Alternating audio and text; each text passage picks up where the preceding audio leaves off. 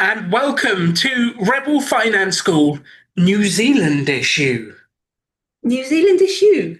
Issue. Issue. Sorry, I misunderstood you there. I thought maybe you were using a New Zealand accent or something. This is very confusing. So the question we're trying to answer is, can you apply the Rebel Finance School principles and methodology in New Zealand? Is that possible? And then how can you do it? Luckily, we have help. So we are going to go live to the Happy Saver HQ in the south of New Zealand. We are super excited to have Ruth the Happy Saver with us. So Ruth, welcome to Rebel Finance School. Good morning, kia ora to New Zealand and the big wide world. Very excited to be here. Slightly nervous, as you know, but I'll do my best for you all. They're a wonderful audience. You've got everyone on YouTube, Al, Helen, Jane, all the different people on the YouTube. There's a huge number of people on Zoom as well. Thank you for getting up so early to join us today for this extra special one. Ruth, you get lots of emails after Rebel Finance School, don't you? Going like, how do you do this? How does this work here? Are these Donegans talking sense or not? Once they work out that you're not fraudulent, that you are the real deal. Yes, lots of questions about, we've listened, we've heard about Rebel Finance School, but will it work in New Zealand? And it's like, absolutely. Things are slightly different over here, but all the other fundamentals are exactly the same. So yeah, I spend a lot of time emailing people saying, linking to this, linking to that, check this out, compare it back to what Alan and Katie are talking about, and let's find a way to apply Rebel Finance School here in Aotearoa. So it's pretty cool. And you've been here from the very beginning in terms of Rebel Finance School, haven't you? Didn't you come to the very first 2020 edition? Yes, I came to it before it was called Rebel Finance School, I think, didn't I? Yeah. Yeah. So I'm always, is this my 5th year? Is this my 6th year? I'm not sure, but I keep coming back year after year because you keep updating it and do such an incredible job. And here in New Zealand, a lot of people, there's a thirst for talk about money, and it's very difficult to find it. So for me, the same applies. So to sit every Tuesday morning, 7 a.m. in the depths of winter, and again on a Friday morning, and just be engaged in talk about money, fills my cup. Absolutely love it. So thanks for what you do. It's our pleasure. We absolutely love this. Well, thank you for sharing it in New Zealand, which is the reason that we have those Kiwis overrepresented in Rebel Finance School on such a small country and such a small population. So we're really excited to do this specific session for the Kiwis. Let's get straight into it. Obviously, before we do anything, we need a very important part of the workshop every time, which is the disclaimer. This is not financial advice. We are not regulated. We are not trained financial advisors. We're never selling any investments. You make your own decisions, sharing our opinion as ideas. These ideas may or may not continue to work for us or you. We're 100% responsible for your financial future. Ruth.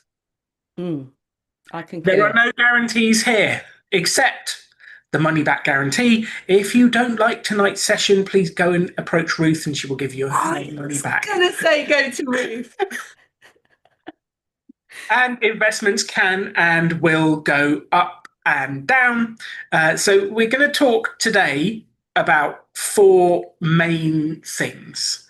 And Ruth has very kindly helped to structure the workshop today with the help of Louise as well, which thank you for your energy and help on this. So what we're going to do today is cover off the 3 main pillars that apply to this investing stuff in New Zealand. Pillar 1 is the superannuation. Pillar 2 is KiwiSaver, and Pillar 3 is investing outside KiwiSaver. Oh, I thought you meant investing outside, like New Zealand obviously has such beautiful scenery. Is that what you do when you're out in nature tramping? You do imagine Ruth taking her laptop to the top of a local mountain in Wanaka and investing her cash when she's up there, but that's probably not what we mean. We mean outside KiwiSavers. Okay. And then the final one is property. We're obviously going to talk a little bit about property because we know you Kiwis are mad about property. So we're going to chat about that.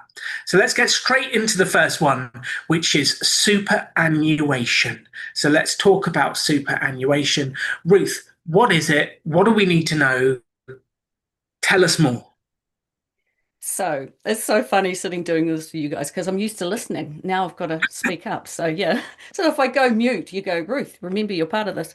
So superannuation in New Zealand, it's a universal scheme where when you reach the age of 65, you will get a fortnightly payment specific to your situation. So it's a universal scheme. So whether you have no money or a lot of money, you get essentially the same amount.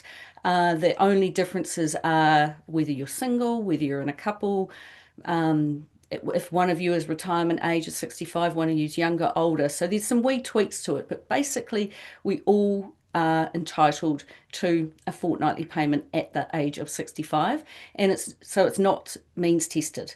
So it's something that New Zealanders can rely on and super helpful when they're doing their financial planning throughout their life, knowing that they'll get to 65, something is going to be available to them. And there's always talk about whether it will become means tested or whether they will move our superannuation age up to 65. But at this point in time, nothing's happening on that front. And what the government would do if they do make those changes is they would give a lot of lead-in time for us to financially prepare for any changes. So I'm 51 now and 14 years out from turning 65, holy, but should be good to go. So if they did make changes, it might affect people younger than me. So those people can still rely on it until we hear otherwise. Yeah. I guess politically, it's one of those things that is not the best thing to do, right? And has New Zealand got an aging population as well, I assume, so that, there'll be a big tranche of people that would not be too happy if they were to mess with it. Absolutely. So yeah, they want to keep their voters happy, and they talk about it, but don't have the political get up and go to do it sort of thing. What was I going to say about? I can't remember the other thing I was going to say about that. But yeah, for now it's there. We'll get to 65. We're going to get, I think it's about $27,000 per person. Yeah, and it's just forms the basis of what I'm thinking about when it comes to retiring. Yeah. That's awesome. Love that. Missy says that Kiwis are ageless. They're not aging. Definitely. Good morning, Missy. I think that's the Missy I recognise. So the kind of overview of the superannuation is a foundation. So the way kind of Ruth and we've come to see it is the guaranteed income or the foundation, and it actually reduces your freedom fund target. So putting it into the language of Rebel Finance School, you can actually take that amount off your freedom fund target, which allows you to either save less aggressively or retire early, knowing that money's coming later. And we obviously did a little chart with my face changed to be older, which I don't appreciate that photo. So you're not ageless then? I am definitely not ageless. I am not Kiwi. I need to move there. So if you imagine you had a 60 grand a year target, so let's say in New Zealand dollars, you wanted to live off 60 grand a year in retirement, and it might be more than that, it might be less than that. Don't compare your pineapples. This is just an example. But if you've got a 60 grand a year target, you could kind of say, well, if you're a single person, the first 27,000 would come from this superannuation. So actually your remaining target is you just need to create enough that looks after the remaining 33,000. That's kind of how we see it. And would it be linked to inflation, Ruth? So we can think of it in like today's dollars when we think about our targets. Like do Yes. this price go, the amount that they give will go up with inflation as time goes on? Yep. Yep. Cool. And then the last little caveat is, like, this comes in at 65. If you want to retire sooner, you'd need money outside to bridge the gap until you got it. Now, Ruth created a great article. This is one of my favorite pictures of the entire workshop. Slipped Ruth between us. But Ruth created an article which is how much you need from retirement. So this QR code, and we'll put the link in the chat as well, will take you to an article that Ruth wrote all about how much do you need for retirement. So Katie has very kindly put it in the chat Very kind person. now. You are fabulous. Okay, now let's move forwards. You will have seen this slide. If you tuned in on Monday, you will have seen this slide. It's Tuesday for them. That was Tuesday. If you tuned in on Tuesday Tuesday morning, What day is it? If you watched week 8, so people watching on catch up as well won't care what day of the week it is at all. If you watch the main content session for week 8 of Rebel Finance School, you'll be familiar with these missions that we talked about. We talked about these decision levels of platform, account, and fund. So at platform level, your mission is to minimize fees and get a good customer service, a good platform. Then at account level, you want to minimize taxes, which there's some differences between what we do in the UK and New Zealand, which we will come on to. And then at fund level, you want to minimize the fees, get a simple global index fund, and avoid being put into anything weird. That is your mission. So those are the decision levels. And then we're like, well, where do we start with this, Ruth? What do we do? Where do we start? How do we actually do this? So we're going to get into KiwiSaver first. So the second pillar is KiwiSaver. Ruth, do you want to guide us through this one? Shall we let Katie guide us through this one? Would you like to do this one? Yeah, no, I can have a crack at it for you. Good job on the flag, guys, as well. I did have a specific email from somebody saying, please make sure they get the flag right. Well done. So KiwiSaver was started in New Zealand in 2007 when whichever government of the day realised that Kiwis are not very good at saving for retirement. And even more so now that $27,000 a year is not enough to live on. So KiwiSaver came about as a completely voluntary scheme. And you could voluntarily sign up and join a fund and start taking a portion of your paycheck, and the employer would match it and the government would put a little bit in, and slowly your KiwiSaver investment would grow and grow and grow. And it's locked in until the age of 65, apart from a couple of scenarios where you can get your little sticky mitts on it. So KiwiSaver is just another pillar that when you get to 65, you've got your superannuation you can access, and hopefully you've got a gigantic pot of money in your KiwiSaver investment that you can also access. And using those two together, you can go forth and live a lovely retirement. That's the goal. I love it. So to sort of summarize, you contribute a minimum of 3%, which is increasing next year for Kiwis. And then your employer contributes a minimum of 3%, which is increasing next year. And then the government contributes $260 a year if you put in at least 1,042. And the government has been reducing its contributions, but that's where it's at currently. Then your provider invests your savings in a fund, and you can choose your provider and your fund, or you just get slapped in a default one, which is the like auto enrollment bit. Either you choose or you get slapped in a default. Is that the official term? Is that what you'll find on a paper? Yeah, it's on all the government documentation. Yeah. And you probably all know how we feel about default funds here in the Rebel Finance School world. We're not a huge fan of being stuck in the default stuff. So can you choose your own provider, Ruth? How does this work? Can we choose a provider? Like, tell us about the providers, how you choose, and some of those different elements.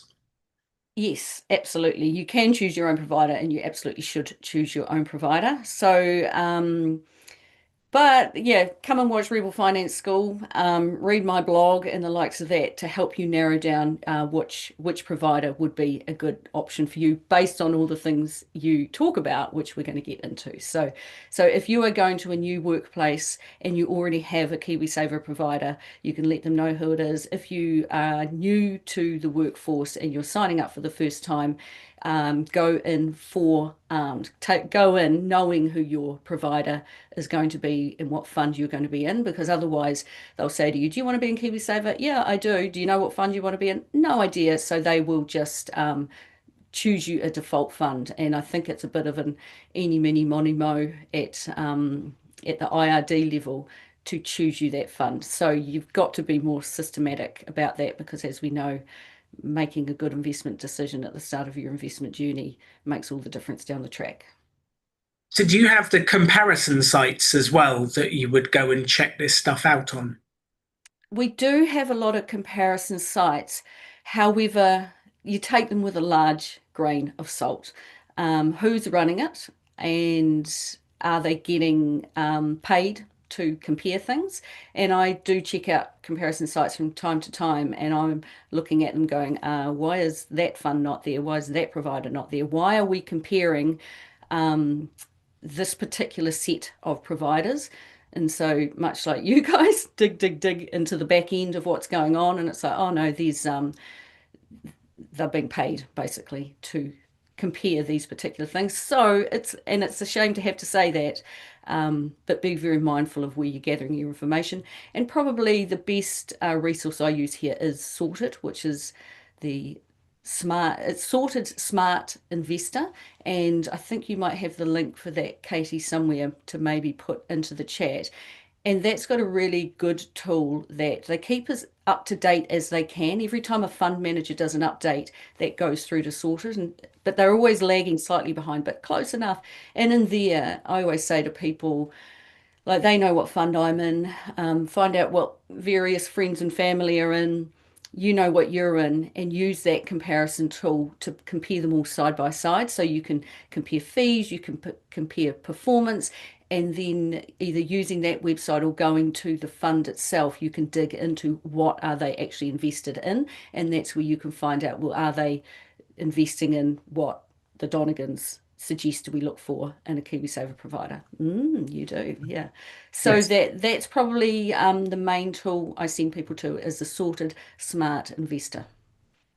Love it. Love it. We had a question come in from Missy. Missy says, what are the changes being made to the contributions? Is it going up from 3%? That's the KiwiSaver. Yes. So the government in the last month or two has said that they're going to steadily move over like the next 18 months or 2 years from 3% employee and employer minimum contributions up to 4%, while at the same time they have again halved the government contributions. Yeah. And also, I think a lot of Kiwis are aware, but in case they're not. So that's the minimum. So currently it's 3%, rock bottom minimum if you're going to be in KiwiSaver. But you can go higher than that. So like, not all employers just offer the minimum. Some of them will offer higher. So if they're offering 4% or 6%, you, the employee, can match that. So you can say, oh, if you're going to offer me 6%, I might put in 6% as well to match you, or whatever. So there's movement. Don't just set the minimum and think, sorted at 65. That's not the case. You need to think a little harder. However, we'll probably come on to KiwiSaver compared to investing outside of KiwiSaver. How much of your money do you lock away till 65 when you can invest outside KiwiSaver and have access to that? But that's the next. We'll move to that. Yeah. Yeah, no spoilers. No spoilers, Ruth. So I think what we're saying, Ruth, is don't turn down free money from your employer. Yes, I will never turn down free money. Repeat after me. I will never turn down free money. I will never turn down free money.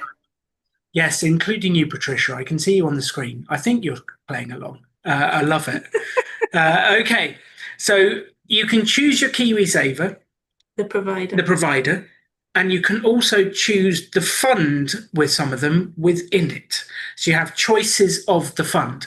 And actually, having learned about the New Zealand system with Louise, Ruth, and having done the Great Pie Tour of New Zealand last year, we learned a huge amount about your system. And we can definitely say that some elements of it are way better than anything we've got in the UK here.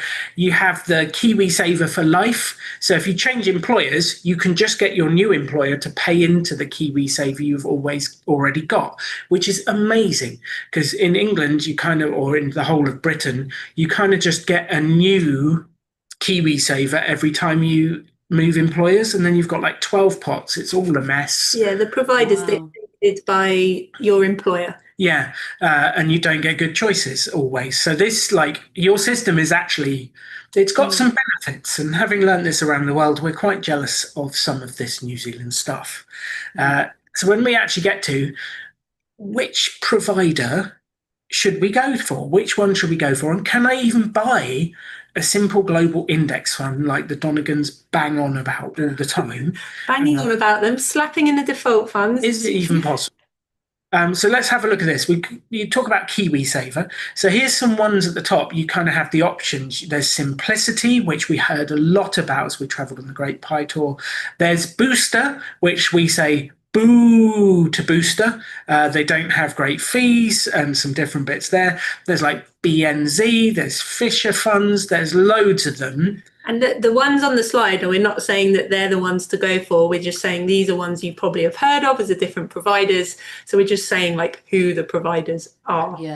And there's 30, I think there's 32 or 33 providers in New Zealand. And when I go through the list from time to time, it's like, crikey, some of them I've heard a lot of the ones you've got there, for example. But some of them, they're so obscure. Yeah. But there's a lot of choice out there, all that to say. And then they kind of have these conservative, balanced growth, high growth, different types of funds that you can go. So what we thought we'd do is we'd take a look at a couple of options with Ruth that would fit in with the Rebel Finance School principles. And one of the ones that came up as we did the Great Pi Tour of New Zealand, which I still love the fact it's called Pi. It was there's Marie in the front row. There is Marie in the front row, which we loved. Simplicity came up a lot, so did other ones. One of the options we also found out about was Invest Now. And we had a look at Invest Now. And what's interesting about them is they have a global fund. Yay! That's actually based on, well, it's called VT. It's the Vanguard Total World Fund. And it is based on the FTSE Global All Cap benchmark. So you know the one we actually talk about on Rebel Finance School? You have that in New Zealand. You have like the same fund we can get. It's just called VT instead of our one's called VAFTGAG. Well, it's VT in there, right? Like if you go to Invest Now's website, it won't be called VT on there, but it's 100% invested in VT. And you have to do a little bit of digging on their website. I feel your pain if you've ever been on Invest Now's website. It's not the best, but they do have a great global fund option. Yeah. And they also have very low fees. And then you might be going, what about those fees, Donegan? There's an entry fee of 0.5%, and there's an exit fee of 0.5%. I'm not a fan of that. You've told us that fees are the silent killer of all of this stuff. And if you were to compare Simplicity and Invest Now, Simplicity has a straight 0.25% OCF, ongoing charge fund fee. So that's like the fee you pay every year for investing in their fund. They actually have very good, transparent fee structure at Simplicity. But then if you looked at Invest Now, they have the entry fee, they have the exit fee, but their ongoing charge is 0.07% for the fund. So that's cheaper than we can buy it in the UK, which is unbelievable. We've just got that 0.5% to get in and out. And it's like, is that worth it to be able to then be in that fund with having such a low fee? So what did we do, Alan? We went to the graphs. We went to the graphs. We did the maths. You knew we would. Ruth was like, please do the maths, Alan. We did the maths. And Katie is going to share with you the impact of fees tool from our website. So if you ever want to get to this tool to compare two different funds, you can do this on our website. We should do a version for you to embed, Ruth, that has a couple of options for your website as well. Pictures of kiwis. That'd be awesome. Exactly. Yes, please. So let's do an example here. So the purpose of this tool is it shows you the difference in those fees. And I haven't populated them yet other than to put the names of the funds in. But let's do kind of an example of what would be typical for someone that, you know, maybe they've been working a few years and have got a bit of money in their KiwiSaver. What would be a kind of a sensible initial investment that someone might have? Just meaning how much they've already got so far. I'd be low. You'd be 30,000, something like that. Okay. And then how much would someone be putting in? I know you do it fortnightly, don't you? But let's double that and say, how much would someone be putting in a month? Oh, help me out here, crowd. What do you think people are putting in a month? Yeah, tell us in the chat what figures you use for this. I guess you're thinking like 6% of your salary, right? Because it's more like 3%. Most people are default, they're like 3%, 4%. But do you think you're getting your employer's match as well? Oh, sorry. Yes, and you're getting the employer match. You do the math on that. If you're earning what's an average salary? 70,000, 80,000? We're hearing a wide range. Some people are saying 100 a month, 200, 300. Should we go 300 a month? Carl says $500 to $700 bucks. I don't know quite what those are, but I want me some dollar bucks. Yeah. I'll go halfway between the 300. We'll go halfway in between. And this is how this tool works. So initial investment, either what you're putting in as a lump sum or what you already have, because you're thinking, well, what if I was to switch over to these funds? Put a monthly investment of 300. Let's assume a growth rate of 10%. And then the number of years that you're going to be investing for. You can change this time frame, but it can be whatever you want. Let's go 30 years, because we're looking at this over the long term in Rebel Finance School. So let's go through these. So on the left-hand side here, I've got the Simplicity Fund. Well, they don't have an initial fee. They don't have any initial monthly fee. They just have that 0.25% ongoing fee, right? Are there any other fees there, Ruth, or is that the only one? That's it, yeah. Which is pretty clear and transparent and very easy to fill in my tool. So thank you, Simplicity, for that. And to be fair to them, they have consistently lowered fees, and they have pushed the KiwiSaver industry to do the same. And they used to have ongoing, monthly annual charges. They've got rid of all of them and the likes of that. So, yeah. That's awesome. And then, so for Invest Now, let's populate that side. So actually, anytime you put money in, whether it's a lump sum or a monthly amount, you have to pay this 0.5% thing. So I'm going to change the initial fee for the initial investment as 0.5%, the initial fee for monthly investment as 0.5%. But then once you're in there, they've got this fantastically low fee of the 0.07. I think that's it. Like, they don't seem to have an ongoing annual fee or monthly fee that you pay for the platform. So, but then at the bottom here, I've got that they've got that exit fee of 0.5%.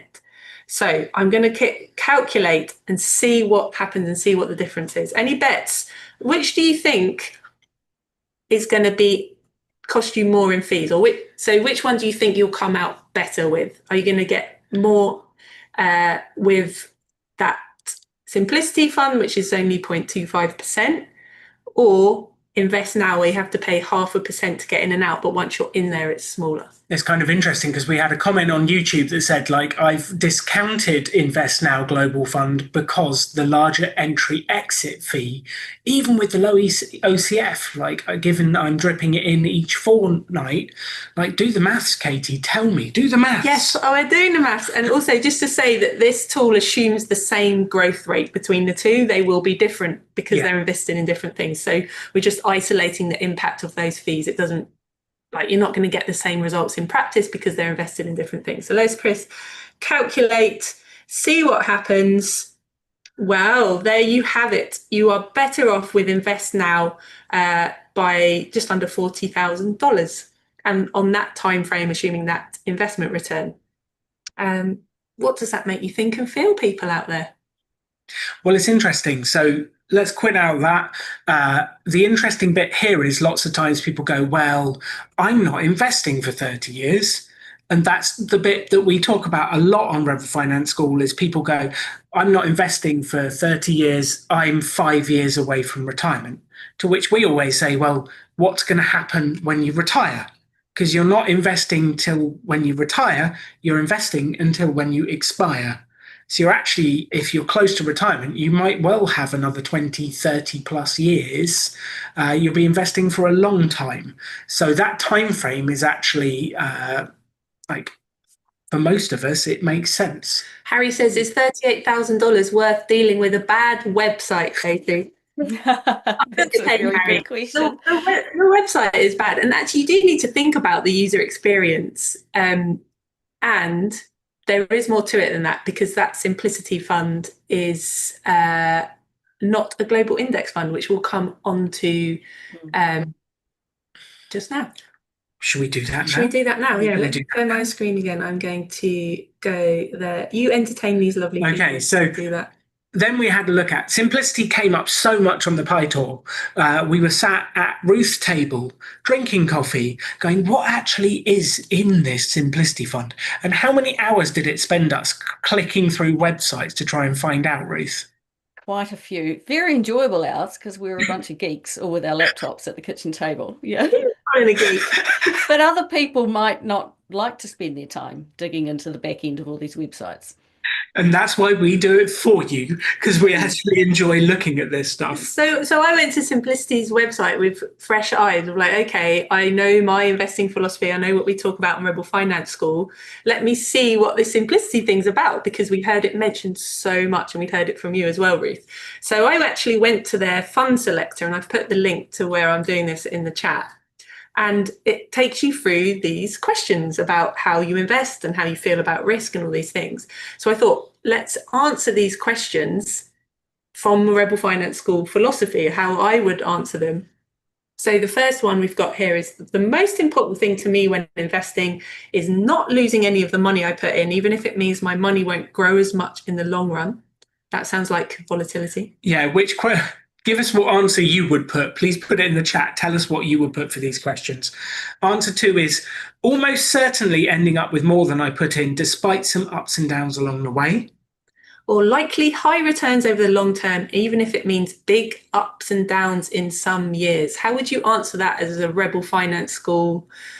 I was about to say aficionado, but that might be going a bit strong. Sam, Bronwyn, Ali, Stacey, they all put number 3. They're all saying 3. So this is kind of understanding the difference between that risk and volatility that we bang on about at Rebel Finance School. Yeah, Al said number 3 as well on YouTube. So are we investing to grow money generally over time, or with a specific long-term goal in mind? Which kind of a bit of a confusing question to us. Like, don't quite know. So we just went, well, we do have a specific long-term goal, and we also want our money to grow. I was going to say grow my money generally over time. Yeah. See what happens. Who knows? I want to use the money I'm investing in the next 1 to 3 years, 4 to 9 years, or 10 years or more. Now, let's assume for the purposes of this that it's over the longer term, but also actually, if we're investing until we expire, it kind of actually doesn't matter when that point is, right? But this is the kind of thing, this is the kind of question they ask to go, how close to retirement are you? And let's put you in more bonds. That's basically what this question determines. Let's go 10 years. So to get like the riskier fund, we put 10 years. Heather says, I'm almost retired, so I need it until I'm expired, which I love. I love that. Genius. If I had 100 grand invested and I experienced a loss during a year, I would start to feel uncomfortable when my balance fell to 99, 90, 80, or 60. Now, what they're trying to get up and onto here is, how are you going to deal with volatility when the market crashes? And Harry said he'd ask her for a refund from Katie and Alan. Harry, it doesn't quite work like that. I like your bravado. But actually, this is the bit here, because if you looked at the 08 crash, the stock market went down by 53%. So your 100 grand would be down to 53 grand at that point, which is big volatility. If it dropped by 53, you're down to 47, right? Yeah, that's correct. Good maths. So look, this is the sort of question that before I understood about volatility in investing, when I went first to financial advisor, when I first started investing, having not a clue about it, I would have probably answered like 99 at this point. And that's when you then get put into these extremely conservative funds. But let's put what a few of you have suggested in the chat and put 60,000 just to see what they would come out with for like the most Rebel Finance School fund that we can get. Kirsten put a very important point in the chat and said it's only a loss if you sell. Love it, which Kirsten. is exactly true. Currently, I have close to this amount of debt. Debt worth more than I earn in a year, less than I earn in a year, or no significant debt. We're going to vote no significant debt because we trust you all. Because we trust you all. We're assuming, right, that they've paid off their significant debt. Or the high interest rate debt to then be ready to invest. Yeah. If I were to lose my day-to-day income, I have some savings or insurance that would help. Savings or insurance to cover essential costs, or no significant savings or insurance. Now, I'm assuming this is like, do you have an emergency fund, isn't it? Yeah. So let's assume we have an emergency fund. So let's go for that first one. Assuming we have an emergency fund. We do have emergency funds before investing. And I see the security of my finances, job, or business over the next 5 years as. let's go very good, because I think if we go not good, they're not going to like Exactly. give me the fun that we're looking for. Technically, we're unemployed, so we couldn't really vote on this. Yeah. So let's see what happens here. So it's loading. Oh, it's calling me aggressive. I've never been called an aggressive person in my life. It says I'm an aggressive investor. What do we think about this term, aggressive investor, Ruth? Well, I think a lot of people see aggressive and get fearful. It's like, oh my gosh, I am betting the farm on this investment. Oh, is this the right move for me to make? I see aggressive and I'm thinking bring it on, but not everybody sees that word in this context that way. So then it shows me this pie chart, which, you know me, I'm a sucker for a chart, which I love. And it's showing me the split between the different things. So you're thinking, oh, actually, this is looking like a global fund. I've got 73% in international shares, 15 New Zealand shares. We'll come on to that. Some in property, and then a bit of cash left over. But you know me, I want to go into the fine print and I want to go into the details. So I read here that said that I could go to the product disclosure statement. So I did, and I'm looking, I'm going to stop sharing that for now. And I wanted to see what that said. And I even read the small print for you people, because that's what I do for you. That's how much I love you. Yes, we've read the small print on a New Zealand investment that we will never buy. So the product disclosure statement showed me again that same split, and was consistent with what I'd seen on the main site. But then it said that the Statement of Investment Policy and Objectives, or SIPO or SIPO, I know you like abbreviations in that part of the world, sets out the investment policies and objectives for each investment option. We may make changes to it from time to time without notifying you, that's my bolding, if we decide a change is appropriate. Now, this to me is starting to sound not particularly passive. This is starting to me to sound actively managed. But what do you think I did when I read that small print? Oh, you're giving a game away, Alan. I said, I wonder what the SIPO says. So let's go into this. So I went there again, like, I love looking at these documents, and this is how much I love you that I went deep. So it's telling me the benchmark asset allocations, and that is consistent with what that pie chart showed. So it's a 73% international, 15% New Zealand, and those other bits and bobs. I was like, okay, that's consistent with that pie chart I saw, great. And then I saw an extra column, and it said these ranges. I was like, hang on a minute, how are they having these ranges? So they showed these ranges, and one of them that caught my eye was it said that the New Zealand equities were 5 to 25%. I was like, starting to see a little bit of something here that I'm not sure I like. So I know that you love your New Zealand, like you have a beautiful country. We love New Zealand. We really love the pie tour. But you need to be very careful of this home country bias stuff. So I made you a chart to show you what I'm thinking about it here. So you look at the Simplicity High Growth Fund, you could have up to 25% of your money in New Zealand equities. So the headline pie chart that they have on their website shows 15, but when you look at it, it says that the range could be 5 to 25. So I've taken the max here to say that's what you're what it could be up to. And then New Zealand property, so it says 10% as the overall target, but again, could be 0 to 15. So you've got 40% of your money in New Zealand, and then the rest non-New Zealand, about 60%. Let's look at VT, which is that ETF we talked about, which has got the same benchmark as the FTSE Global All Cap that we talk about. New Zealand, I love you so much. You're 0.1% of the global fund. You're a tiny country. The rest of the fund makes up 99.9%. So when I see those two, and I'm thinking like home country bias, to me, that Simplicity Fund is far, far, far too overweighted to New Zealand. Yeah, and we had a chat from Helen who said Simplicity investing in housing and construction in New Zealand, though, hence the bias. Like they've got a massive bias to the shares and a bias to the property, which is the piece. It's not like one bias, it's two, which we found quite interesting. And then you went into the benchmark allocation. Oh, I was still reading the small print, Alan. So the benchmark allocation, within the New Zealand equities, So that the target they have New Zealand equities is 15%. It could be between 5 and 25. But of that, they have a benchmark allocation of 7.5% within a range of 0 to 10% to unlisted New Zealand securities issued by New Zealand businesses with high growth potential. What does that mean? That up to 10% of your money could be in New Zealand startups. That's what that language means. They're investing in these businesses that they think are going to grow. They're not listed. That's what that means. So when you start, I really want to encourage you when you're thinking about a fund to just dig down a little deeper than those top level things to understand where your money's actually going.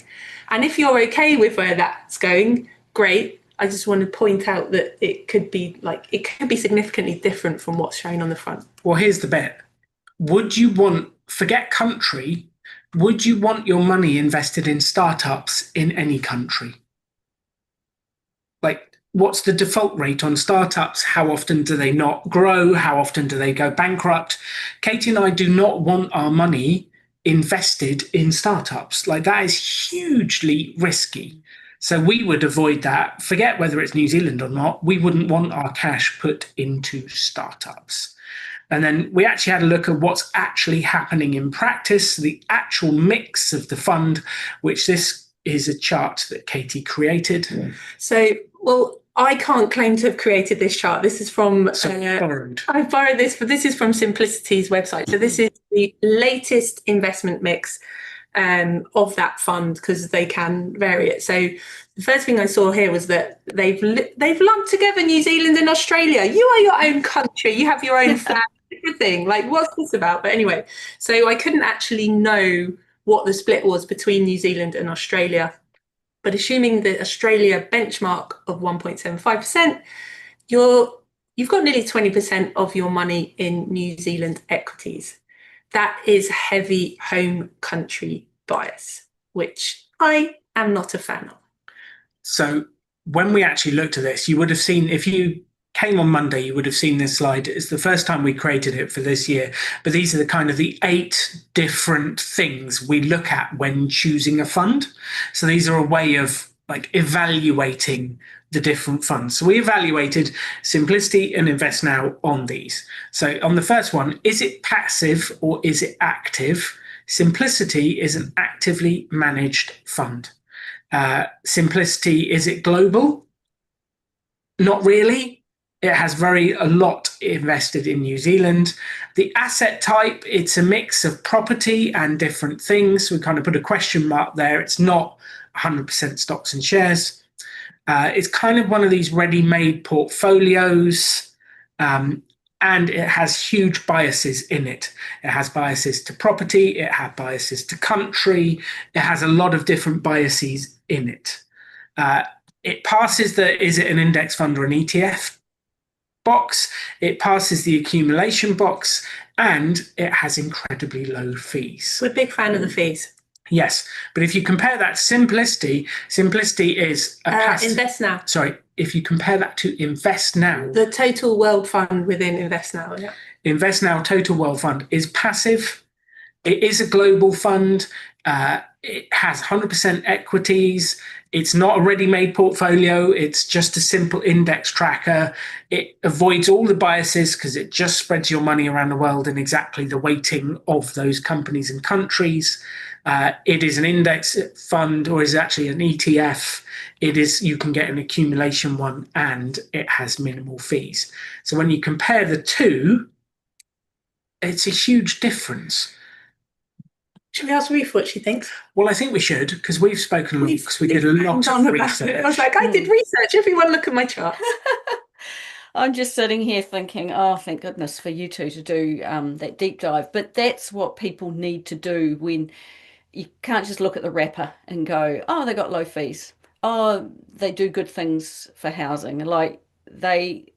You've got to look deeper than that and think about your long-term plans and investing in the Simplicity side of things. Yes, you might like the housing aspect, and I like the rental housing aspect and stuff like that as well. and it's performing okay at this point in time, but I'm thinking long term here. And what Alan and Katie keep talking to us about on Rebel Finance School is just invest in the world and go about your day. And over time, that tends to outperform everything else. And so you've just got to leave the emotions out of it, look at the math and the facts on that, and invest accordingly. Thank you for doing the maths on that. Love that last graph as well. It's a good one. Oh, Alan lost me for a couple of hours with some charts and be like, oh, look, I've discovered this. Like, that's what we love doing to research this stuff. And that's what it's about for us is, like you said, don't just kind of look at the top level. You need to read the small print. You need to fully understand. And it's totally worth the time investment to make sure that your dollar investment is going to the right place. So can you, interesting, I think it was Anne in the chat said, now I know the questions to ask my KiwiSaver or ask my employer. That was our whole purpose of this, was to share with you a framework that you can go, I can evaluate the investments I've got with those criteria to actually look at it. Liv's saying it's not easy to find the balance between supporting New Zealand's growth and our own personal financial growth. We would say, you can support New Zealand with your spending. That will make far more of a difference. So buy New Zealand stuff, spend your money in New Zealand, like spend generously in New Zealand, but you're investing, get it working for you. That's what we would say. Sam says, did you check Kernel with the total world fund at all? Do you have any thoughts on Kernel, Ruth?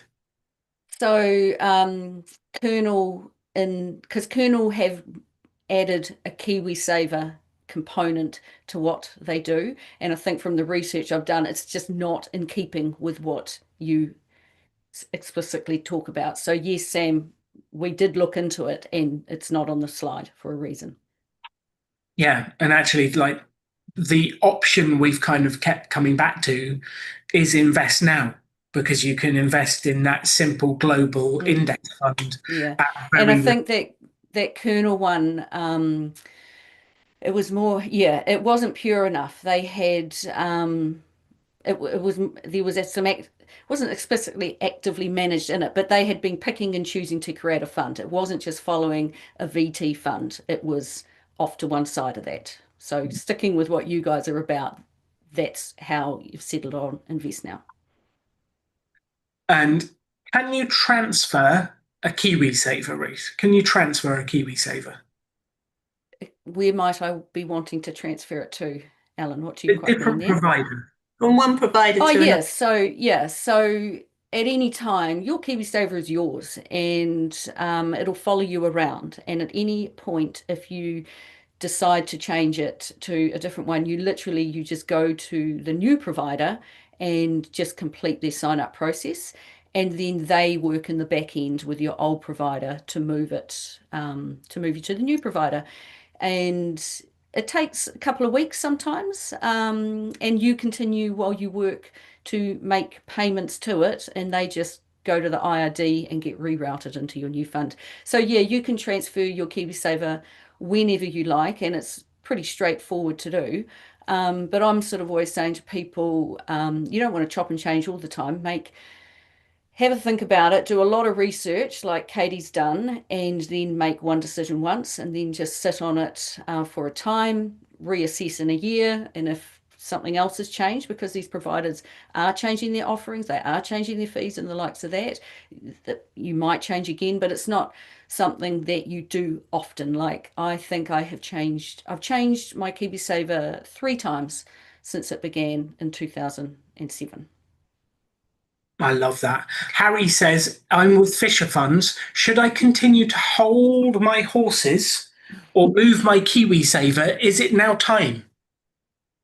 Well, any time is the right time if you've done the research and realize that the fund you are in is not actually going to get you where you're trying to get to. So there's no perfect time. It's not something you can time the market on, because it is a process of a couple of weeks anyway. So the time is right when you've done your research, made the right choice for you based on facts. Just get on with it. it always comes back to the questions that we ask is, what are the fees and what's it invested in, are the broad level fees. So we have those 8 criteria, but it really boils down to, what are the fees, what's it invested in? And then if you're happy with where it is, great. If not, change. I had the question on you. Oh, okay. So Helen asked about the Invest Now Foundation Series Total World Fund, which is what we were talking about just now. It's showing as based on the Morningstar Global All Cap Target Market Exposure NZD Index. That is an absolute mouthful. I found that as well, Helen, when I was doing my research, that it was saying it was based on that. But then when I looked into what the fund was actually invested in, it was VT, whose benchmark is the FTSE Global All Cap Index. Now, it might be worth sending Invest Now a message. I don't know how good their customer service is, or ringing them and saying, look, can you tell me about this difference here? That's something that I would do, actually, if I was to go back into research mode to say, hang on, what is it actually based on, just to double check. Because that's something I spotted as well. But then it also did say that it was 100% in that Total World ETF. Exactly. What you got, Alan? I missed it, but someone was saying sometimes the terms are difficult to keep up with, but they were a bit behind on the Rebel Finance School. If there's any terms we haven't used, Kelly says deep dive is great, but understanding the lingo can be hard, and I feel a bit bamboozled. So thankful for the resources and Rebel Finance School, although I'm a bit behind at the moment. So yeah, watching weeks 6, 7, and 8 of Rebel Finance School will translate a lot of the language we've just used. So we do appreciate that if you've come into this without having watched the investing weeks, we will have used some language you might not understand. So please watch weeks 6, 7, and 8, then this will all make sense. And if you've got specific questions, like there's something that we said, like what does this term mean? Please put it in the chat on YouTube or Zoom and we will answer that. I'm putting the link in the chat as to where I found that it said it was 100% in help my words, Alan. In VT. In VT. Debbie Butler, Debbie on the chat says, I have achieved 9.5% with Milford Asset Active over the period since 2007. Thinking of starting a separate fund, Invest Now, to see how that fares over time. Actively managed funds in general will underperform an index fund for 2 reasons. 1, the fees, and 2, they tend to trade within them to justify the fees. So if you're in an actively managed fund, in general, it will underperform what you have got in other funds. Have you heard of that provider, Ruth? Yeah, Milford is the one that people will often say, but I'm with Milford and they have done well. And they do seem to have done well for a period of time. But it's just coming back to what you say, we are invested in KiwiSaver for a lifetime. And so it's managed it for a while now, but can it continue? And every Monday morning I get an email. It's kind of a wrap up of the investing space over the last week. And it blows my mind how many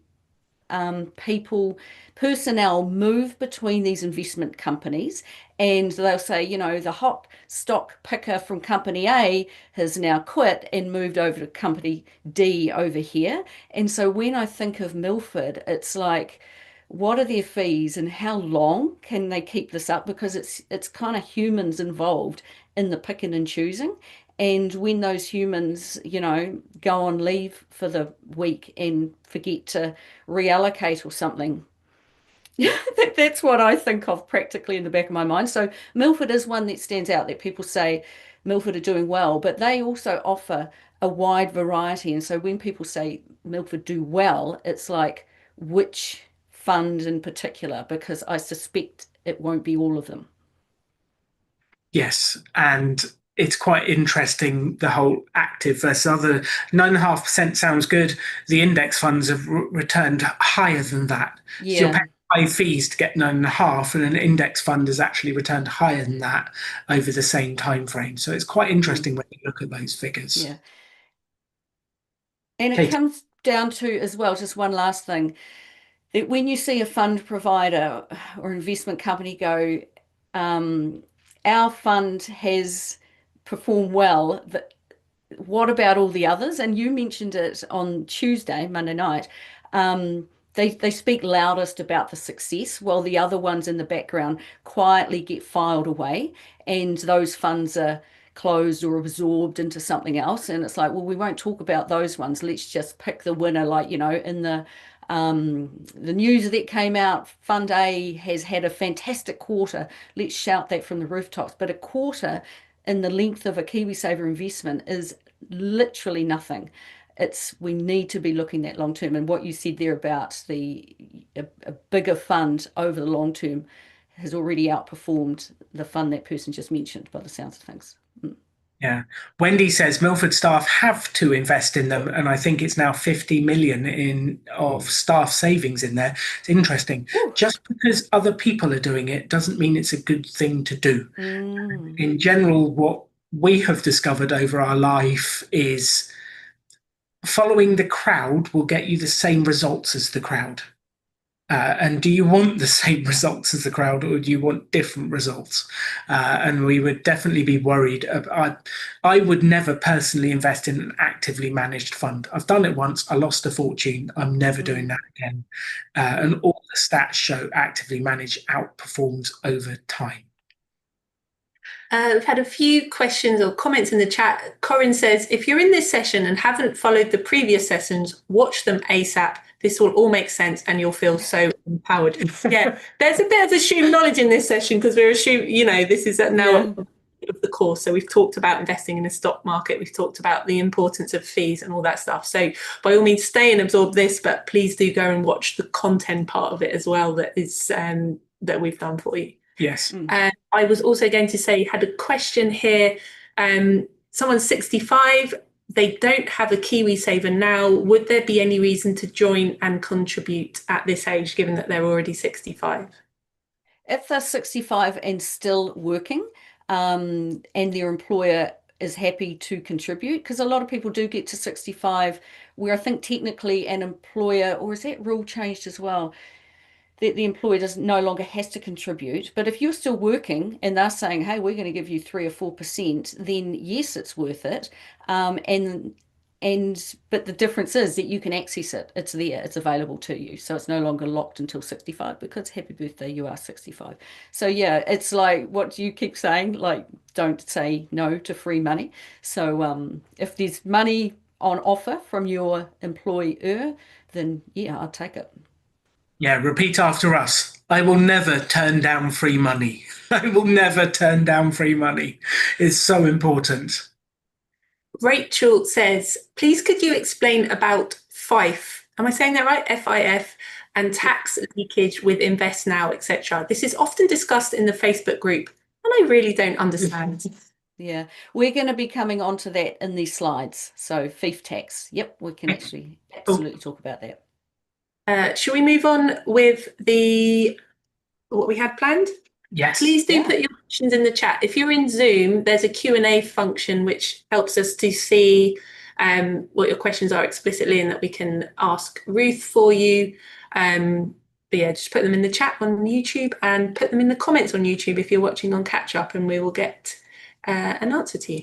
So what we kind of had a look at is the KiwiSaver summary, and if we were in New Zealand and we have a KiwiSaver, we would be going with Invest Now. It seems like the least expensive way to invest in a global index fund at the moment, and the fund will be the Invest Now Foundation Series Total World Fund. Like, that would be what we would do if we were in New Zealand at the moment. Now, there is the site about comparisons that you can compare some about this. What do you say to people, Ruth, when they come to you and say, what about my KiwiSaver plan?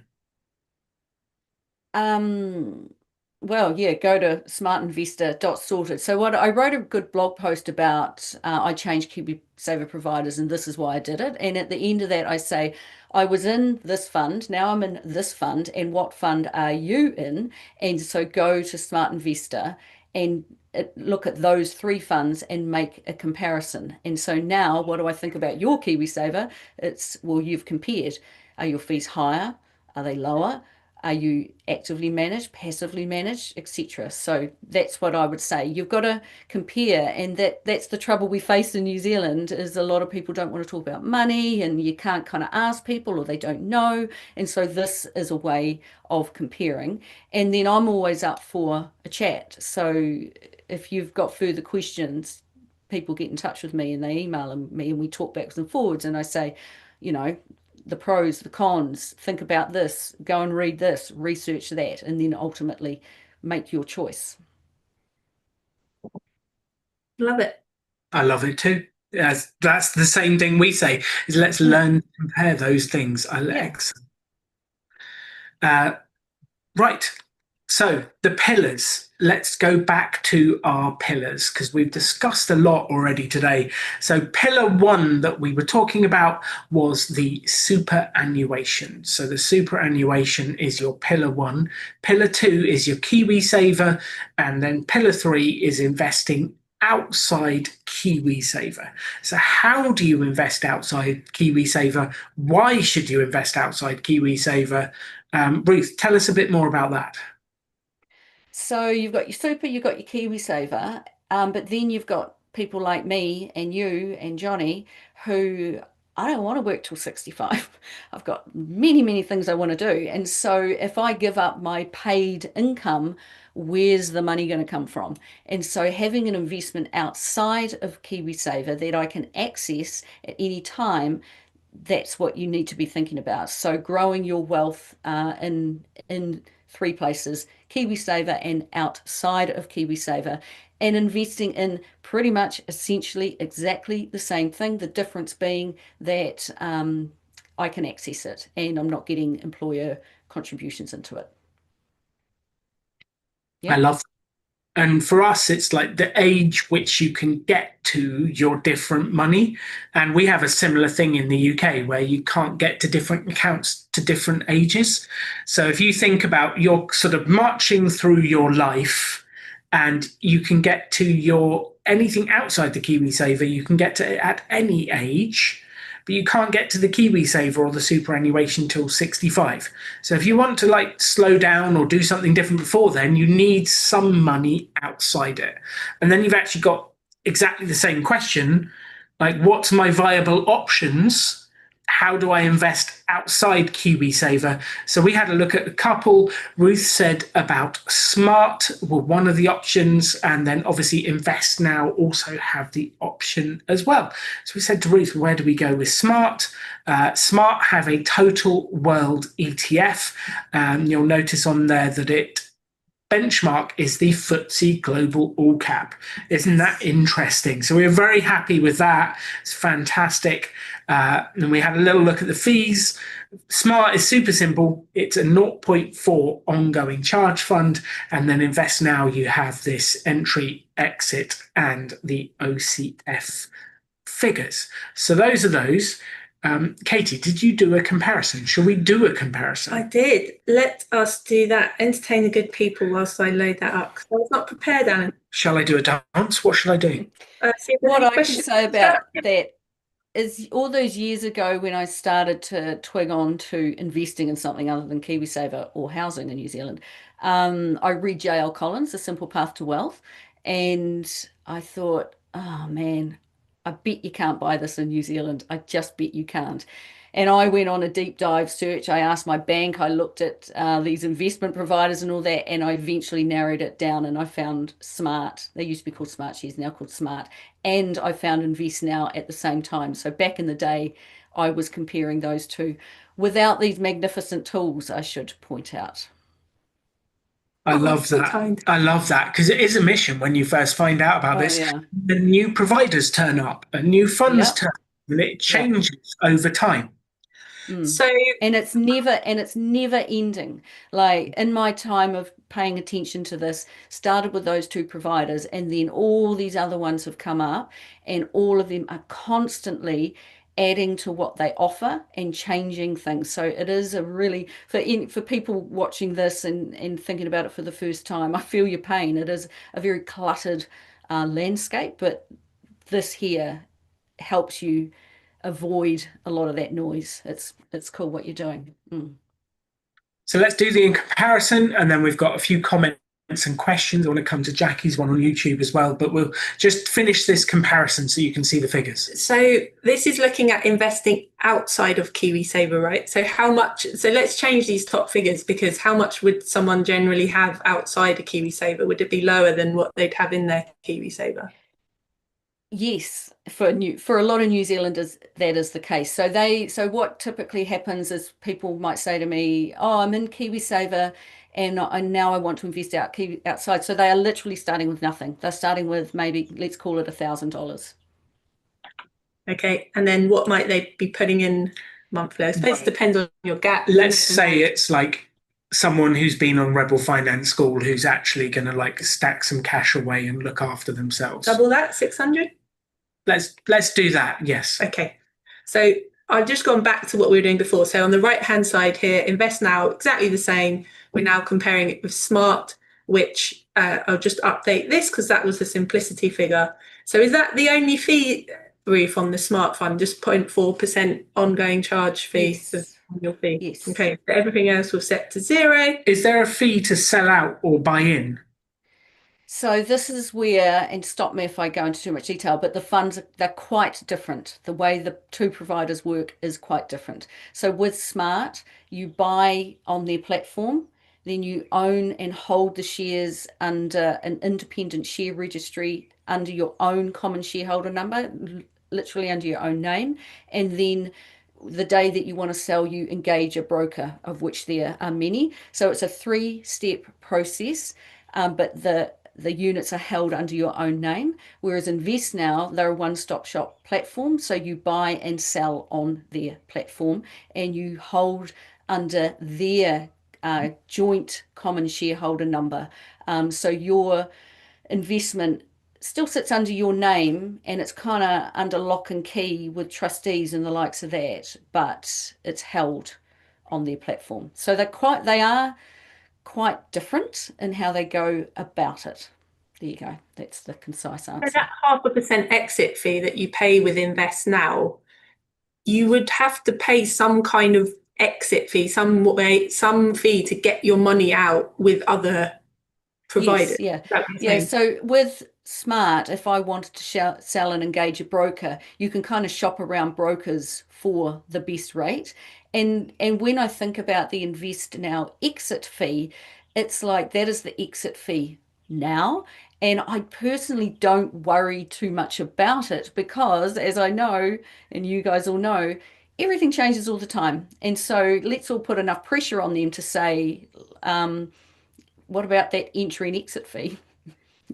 Can we bring those down? And so what it is today is 0.5. We don't know. In 2 years, 10 years, 15 years time, it will probably be lower. So I don't sort of focus too much on the exit fee for either of them, because as buy and hold ETF index fund investors, we're not selling every 10 minutes of the day. It's a lot of people really focus on the exit fee unnecessarily, I think. And so do you think I'm right, or do you think I'm wrong?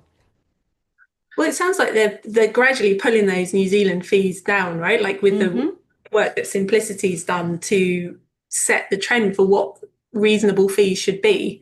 Yeah. So you're right. And as those funds get bigger and bigger, that pulls the fees down as well. Because if you think if we've got hundreds and hundreds and hundreds of $1 million in there, they can reduce the percentage fee because the monetary amount that they'll be getting from all these people of this passive to run their operation. But they don't need to charge as big a percentage. And that's what we've seen happen in the US, which is obviously such a much bigger market than either UK or New Zealand, that they've got so much money in there that they're able to keep reducing those fees. So as the New Zealand market grows and develops, you'd think the natural thing to do with that, they would be going down as well. Yeah. The one thing I would add, though, is if we were actually comparing like with like, there would be an exit fee on Smart as well. Do you have an idea of what we would put just for the comparison? I'd say, can anybody in the chat help me here? 0.3? Okay, sounds good. So I put that in the tool because, like Alan's saying, it seems only fair to do that. So all I've done here is, okay, the Smart, we've said that the ongoing charges once you're in there is 0.4, and then it's exit fee of 0.3. Invest Now is exactly the same as we had when we were looking at the KiwiSaver fees earlier. So if I press calculate, let's see what happens. Well, it says you are better off with invest now by $75,000. 6.6%. Over 30 years. And you can see at what point, it's a small graph for me, does it really start to split? 19 years, 20 years? Well, yeah, it's hard to see, isn't it? Because that's the power of the difference in fees is the compounding, isn't it? And that will get wider and wider the longer you go on. And actually, someone was saying in the chat about how the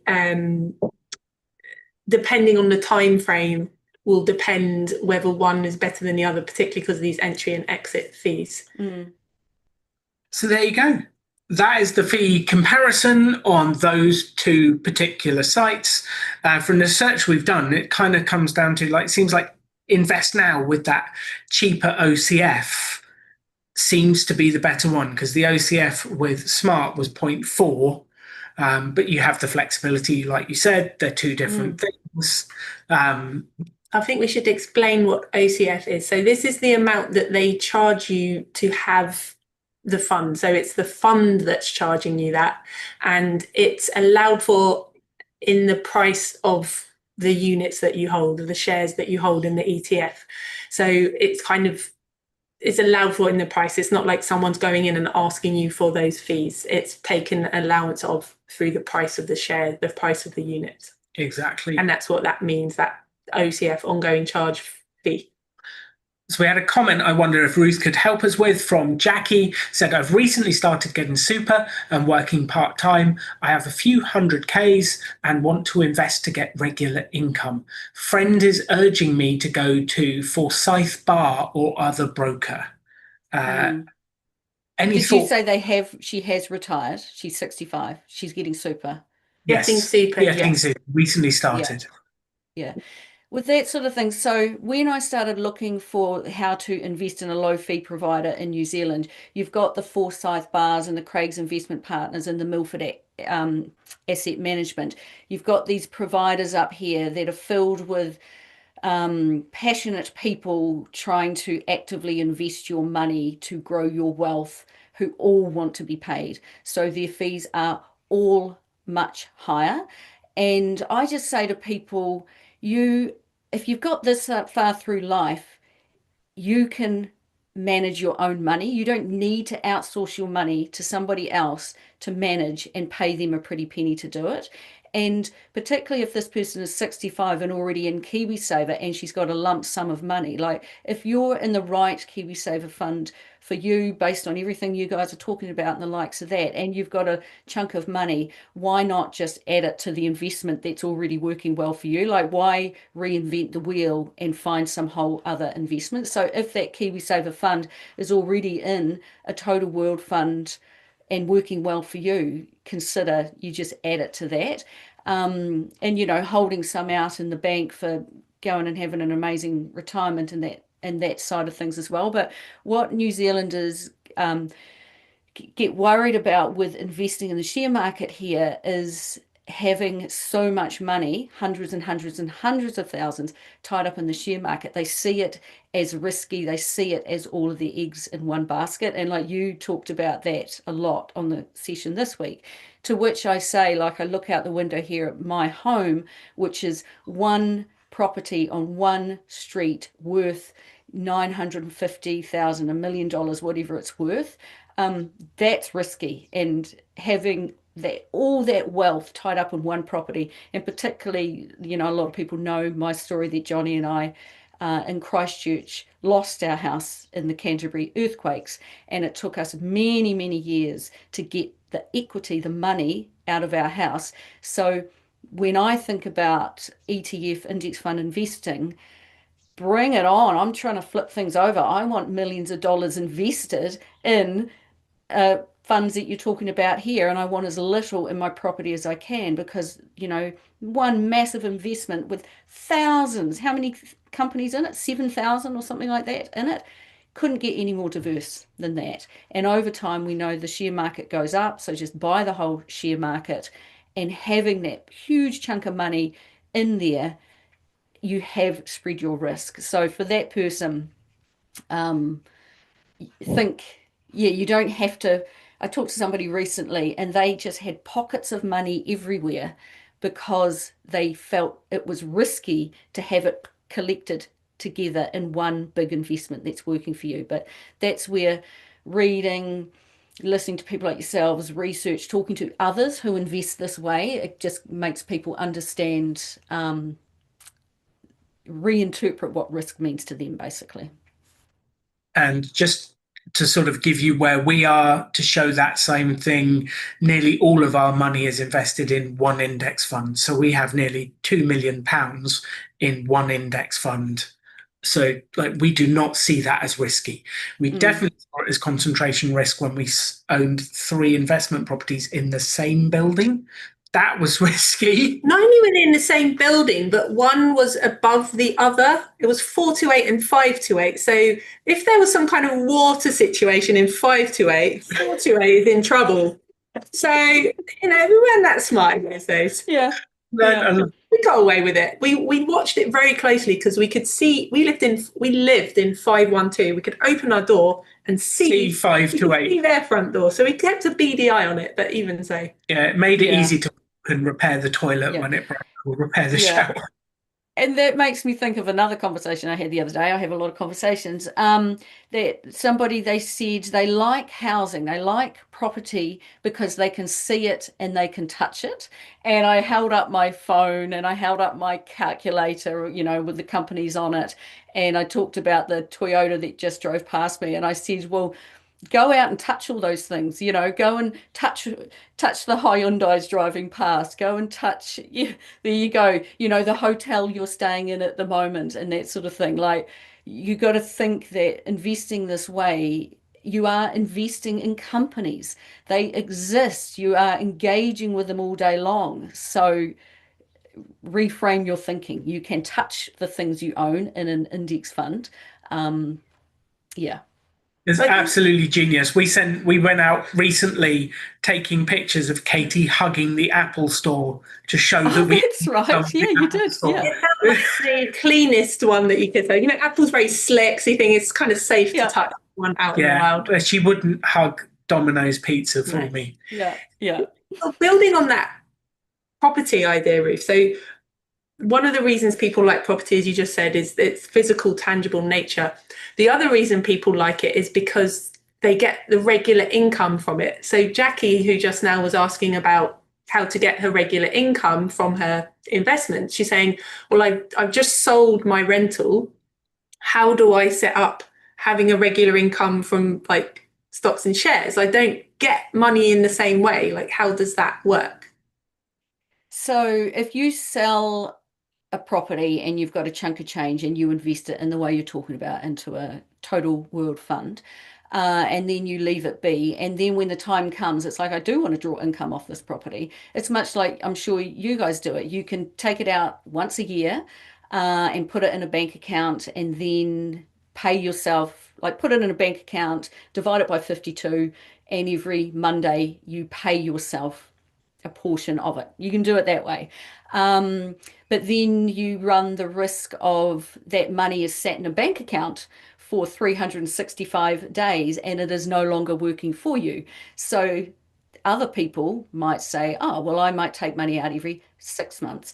Other people I know who are fully fired, so fully financially independent, no paid work of any kind, they're more inclined to pay themselves every month. First of the month, whatever it might be, they choose their day and they just have it. They just go in and they sell off. We want $5,000 worth of income on the first of the month. They do it that way because, and with your KiwiSaver, that is what you do with your KiwiSaver in retirement. When you get to 65, you work out the gap between what the superannuation is. If you've maybe got a wee part-time job as well, what that's paying you, and you work out your gap. And it might be, oh, I only need $100 a week. It might be as little as that, or I might need $400 a week, something like that. And so with your KiwiSaver, every fortnight, in line with your superannuation, you could sell off that little slither of your KiwiSaver to bring it in as income. It's basically, you get to decide, but you need to be mindful about not loading up your bank account with cash that you actually don't need in that short term, leaving that invested. And it's just, you find a strategy. Like, what's your strategy? When do you withdraw money? As in when we need it. Like, when you need it, yeah. we did it this weekend because we're like, we're going to LA next to live on Venice Beach. LA is expensive. We need a bit of cash to cover a few things. So we sold off, I think, 10, 12 grand's worth of stocks. That money will hit our account and then it will keep us flush for a few months and then we'll do it more. So that's what. Sorry? I was going to say we're going to come on to how you actually live off the money, because so far in the course we've just been talking about growing your money, and then the last 2 weeks of the course which is weeks 9 and 10 coming up, is like, okay, how much do you actually need in total to retire, and then how do you live off it, and how does it work to take it out, and how does it last? Yeah, with Bob as well. We've got some bonus sessions as well. No Rebel Finance is ever. Rebel Finance is going to go through to January at this stage. Yeah. People do say that they miss us on a Monday night. Yeah, I enjoy it. So yeah, with that, because with rental properties, as pitiful as the returns are, people are like, they get the rent after all their multiple expenses in their bank account regularly. And so you can absolutely create that same regular paycheck through investing. No doubt about it. We did have an update on the fees as well. Yes, so we diligently did our research, read all the small print, and believed that the Invest Now fees were 0.07%. Apparently, they've just recently reduced those fees to 0.06%. So what we were talking about earlier, Ruth, about, that's brings it down. I remember reading something about that more recently. It says 0.06, but they said the real fees, the actual fees, are still 0.07. So no, they're not quite 6 yet. Yeah. As I was scurrying around looking on the website, because based on seeing the comments, and it does say 0.06 on their website. It does, but then, and I won't be able to do it on this call, but I went digging back into that because somebody challenged me on that when I put it in a blog post I wrote. And then when I dug back into it, it said, no, the actual realized fees, I can't remember what they called it, was still 0.07. So, yeah. That's for after this call. I'm going to go digging again. Yeah. Please share it with us and we can share it with the lovely folks. Jackie says, okay, thanks, I'll keep watching till January. Jackie, we won't actually be going till January. It's okay, you're fine. We've got the 10-week course, from us. Couple of bonus sessions, because we want to give you as much as we can in this. Right. Shall we move on to the next let's do the little summary. Yeah, we can do the summary to say, okay, what and how would you invest outside the KiwiSaver? So we're coming back to these kind of levels that we talked about with the platform, the account, and the fund. So you could, outside of KiwiSaver, invest with Invest Now, and you can get that total series, foundation series total world fund, or you could do it with Smart and get the total world ETF through that. And then if you looked at the overall bits that we've talked about so far, because we've looked at superannuation, KiwiSaver, and outside, if you were to do it like those bits, you've got KiwiSaver and outside. That's kind of what it could look like for the investing platforms. So those are the 3 pillars we've been looking at so far. Now, this would not be a New Zealand chat without talking about how you pay tax on shares in New Zealand. This is the weirdest image AI has ever created for. Very strange. That's apparently what collecting tax in New Zealand looks like. Is that what people look like when they're doing their tax returns? I have no idea, but we're going to move on very quickly. Ruth, talk to us about fief tax, where they steal your money. FIFO fund tax, something like that. Talk to us about the bits.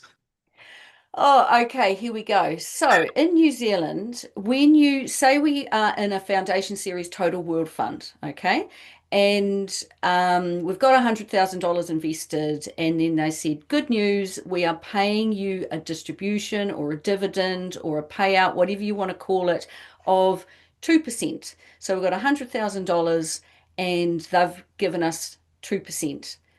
Nice. And we've ticked a box to say, don't pay me out, just reinvest that dividend. We've done that. So in New Zealand, you only pay tax on your income. And so that 2%, that is your income. So you pay tax on that portion, not the 100,000. So if your 100,000 is also risen to $200,000, you do not pay any tax on that rise, on that capital gain. So New Zealand has no capital gains tax on, I know, on shares or on property. And there are a few exceptions to that. So like with property, if you bought a house today, rented it out and sold it tomorrow, or in 6 months' time, there's this period of about 2 years. They keep mucking around with it, but I think it's 2 years. If you sell a house in a short time, they would ping you for for capital gains tax. And the same with investing. If I was buy, sell, throughout the week, then they would potentially say capital gains tax, please. And it's a bit of a kind of, it's not a grey area, it's just vague on the Inland Revenue website where they talk about are you up for capital gains tax if you're an investor. So, but for the purpose of what we're about, we are buy. It's very rare for us to sell. So that is that. And then you have, like in America, like talking to Jackie and talking to you guys, like all this tax advantage stuff, we don't really have that sort of thing. We do have a pie structure, portfolio investment entity, which kicked off the Great Pie Tour of the country. And so what that means, though, we've got our individual tax rates start at sort of around 10% and they go up well into the 30s. I think it's our tax rate 40. It's on my computer, but it's behind all this. But so a pie is for those higher earners. You can select a pie fund which has a top tax rate of 28%. So if you are normally taxed at 30 something percent, well, it makes a lot of sense to choose a pie investment, which these are the ones that we're talking about. They are pie investments. So it just means that for that investment of that 2% income that you've had, you're paying tax on that of 28%. For me, I'm a bit lazy, don't go to work that much, which means I don't earn as much. And so therefore I have a lower PIR rate, prescribed investor rate. So my top tax rate is like 17.5%. So for me to go into a pie fund, actually I'm overpaying tax. So how that works out is our Inland Revenue Department, every time with our KiwiSavers, they're linked to the IRD. With Smart Shares, Invest Now, all those returns, they are linked to the IRD. And so it kind of all comes out in the wash. If I've overpaid tax at year end of March, that sort of filters through that system, and I will get a tax return of that difference. Or if I am due to pay tax somewhere else, they'll just offset that overpayment I've made with tax I'm due to pay. So it all kind of works out in the wash. And then coming around to FIF tax, so can't remember what FIF stands for, FIF tax. That is when you are specifically investing overseas, particularly into America. And if you have invested with a provider that means you have to manage your own FIF tax, when you personally invest more than $50,000, it kind of activates this additional tax. My take on FIF tax is I got other things to do with my day. I don't want to have to manage that on my own. So I've specifically chosen a provider, and the other two you've talked about today, that they've handled that for me. It's part of all the calculations that are done, but there are other platforms like Hatch, like Kernel and the likes of that particularly Kernel, they've more recently given you access through their platform to investing in the funds we're talking about, but you manage your own FIF tax. And I know all these websites say, don't worry about it, guys. You're all a clever bunch. It's pretty straightforward. You just fill out this form. I think it's a W8BN form or something like that. Bish, bang, bosh. It's straightforward. But I just know from sitting at my computer, receiving so many emails from people, everybody gets incredibly confused by it. And I think if you're the boffin here that you're the Katie, you love the numbers, you can fill out W8, whatever it's called, forms all day long, and you can, be logging into IRD, you could be checking all this, knock yourself out. There might be some financial advantages for doing it that way. But to me, for the normal everyday investor, it just adds a layer of technicality and complication that we just don't need to introduce into our lives. So with the fief tax, you will always be paying it. Like I pay fief tax when I'm investing the way I'm investing, but I don't have to do the calculating around it. It's taken care of for me. So does that make it, like the person that was asking about fief tax, are they still here or have they gone to work? Does that kind of answer their question? I don't know, but Karen, perhaps they can put in the chat. Karen says it sounds like you're saying thief tax with a TH. Oh, yeah, because I got braces. Yeah. Not because of your braces, because that's what it sounds like anyone saying it. It does. It sounds like it does to us as well. Yeah. Yeah. And often somebody will say, oh, can I avoid fief tax? You can't avoid it. It's always going to be paid, but it's whether your provider does that for you or you sort that out yourself. Yeah.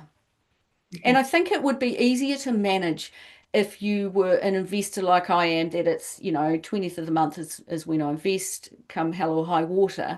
But particularly in New Zealand, as people are becoming more and more aware of ETF investing, they tend to be the people that they're making all these jerky decisions. So they're like, boom, I've thrown all this money into this provider, and whoa, I've been hit with this fief tax bill, and I've sold here and I've bought here. They're all over the place.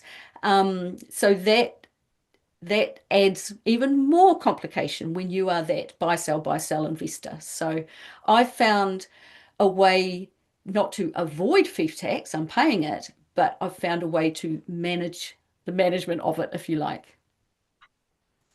So that's Invest Now that does it within the platform. It does, yeah. And Smart does it within the platform as well. Yeah. Awesome. Fantastic. Now, no New Zealand session would be complete without talking about property, Ruth. So property, I've obviously got a picture of what property looks like in New Zealand. It looks exactly like that, Alan, everywhere. There's a car double parked down there, though. What's that about? I think they've had an accident, Katie. They look like they've had a... No way. They're way more considerate than that. So tell us a little bit about property in New Zealand, because I know in New Zealand, and actually a lot of parts of the world, property is becoming a bit of a religion. Yeah, it has been for quite some time. Yeah, so property is a religion here, and it's been interesting this last week. It's popping up on my podcast feed, YouTube feed, property. And huge amount of advertising in New Zealand pushes what I see as quite the myth that property is the only way to grow wealth at the expense of everything else. So yeah, a lot of people in New Zealand here, maybe they own their own home and they reach a point, they've got a lot of equity in it, or maybe they pay it off, and then they kind of do what I did. They're like, well, what do I do with my money now? And they start looking around and everybody's like, well, you buy an investment property. A lot of people also upsize their family and they're like, this house has been perfectly good. Now let's move to that one over there. Let's keep this one as a rental. And they kind of just all these accidental landlords all over the place. And then there's also all these companies in New Zealand that are like, you guys, I know you're busy working 9 to 5, paying off the mortgage you've got already. Pay us and we will build you an investment property, and you are going to be so rich, you're just not going to know yourselves. And so people are climbing in with all these rental property businesses. Often you'll spot them because there's a sporting personality spruiking them and that sort of thing.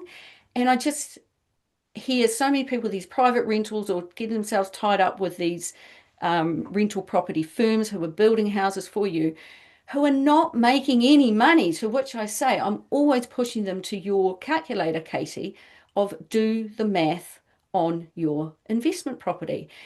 Because for the money involved, for the time involved, what's the point if you're not making any money out of it? And like this morning, and I just took some notes from it, on Radio New Zealand, there was an article from, and it was I think it was BNZ or Westpac had put these statistics out. So income average for a property investor is just under 16,000 a year. And based on the average house price, that's a 1.7% return One from the point. rent. That is absolutely unbelievable. And they said 50,000 of the approximately 120,000 investors were making a loss. And in that article, the person who they were quoting, he said, I've been topping up my rental property. He was like the head of the Property Investors Association. He's topping up his rental property and has been doing so for 18 months. And I'm like, meaning that the rent is not covering his costs. Topping up meaning he's paying. He's making a loss. Yeah, he is. And I love how they say we're making a loss. It's like, we've got to change that wording. I am just losing money, you know. And so they said, including capital gains, they would have made an average of 6.6% over 5 years. So over time, so New Zealand, it's not about the rent, it is about the capital gains. But you got to hold on for a bumpy ride to get to the point to realize those capital gains. Yes, Alan? Even with the capital gains, they're making just over 6%. Also, I think in an index fund, when you don't have to work and it's all done for you, you make 10 plus. Yeah. And of course, what they'll say back to you, Alan, is that, but they get to use leverage. You know, you can put in $100,000 of your money and then you can borrow hundreds of thousands of dollars of someone else's money. But like what this is telling me, even with that being true, they're still making terrible returns. And so, and then the thing here, what I often say is when I'm chatting about investing and stuff like that, I say, I know plenty of people who invest the way you do, who no longer have to work. They do not have to work. I've got a friend at the moment, blooming cycling through Mongolia. I've got other friends who are in the Galapagos Islands. You're somewhere exotic.